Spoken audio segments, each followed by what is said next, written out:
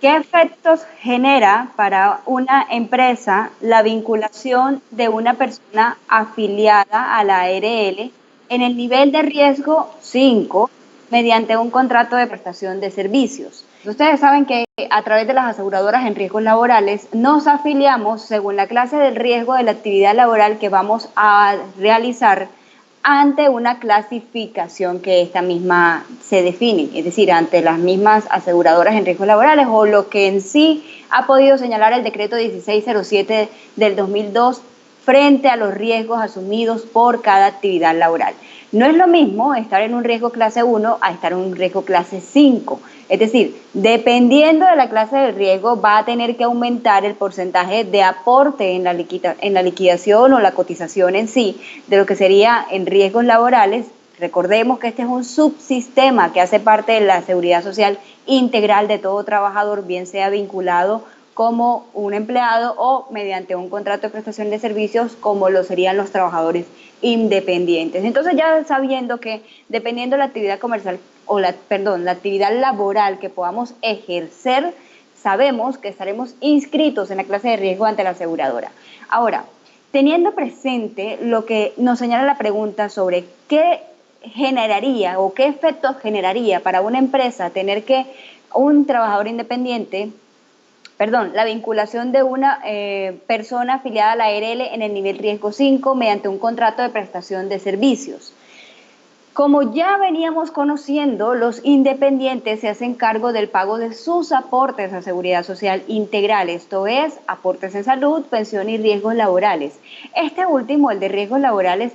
aplica sobre todo cuando se da en algunos eventos si el contrato tiene una continuidad, es decir, yo tengo un contrato permanente de prestación de servicios o es superior a 30 días, me lo han fijado por 6 meses, estoy vinculado con una empresa mediante prestación de servicios, luego debo estar afiliado en riesgos laborales. Otros lo hacen a cuenta propia o de manera voluntaria cuando no tienen la obligación de afiliarse a riesgos laborales. Entonces, los que tienen algún tipo de actividad comercial, que por ejemplo venden confección o calzado,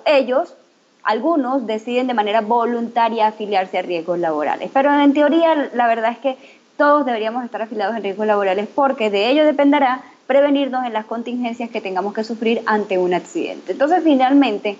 con respecto a lo que ya pregunta el usuario,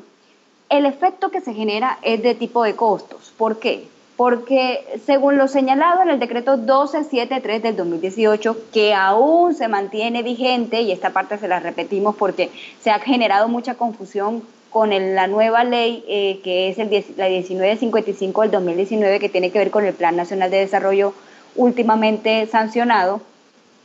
pues indica el decreto 1273 del 2018 que habiendo las modificaciones que se han surtido en el decreto 780 del 2016, sí les estoy mencionando muchos números, pero ya todos hemos estado como que al día con todas estas normas para saber que el decreto 780 del 2016 es el que reglamenta toda la normatividad, lo que tiene que ver unificada en el sistema de salud. Entonces, finalmente, ese decreto 1273 del 2018 que dice que cuando se trata de trabajadores independientes tienen la obligación, en su artículo 3, dice, tendrán la obligación de estar afiliados a un asegurador en riesgos laborales, ¿ok? Eso ya es la regla general. Pero además dice, estas personas, si la clase de riesgo es 1, 2 y 3, pues la van a asumir ellos, es decir, el independiente. Pero ojo, si en el evento la clase de riesgo que se va a asumir es clase 4 o 5 por la actividad que ejerce el independiente, ¿cuáles son estas actividades de clase 5? Las que tienen que ver con trabajos de minería, de construcción, de explotación de petróleos. Entonces,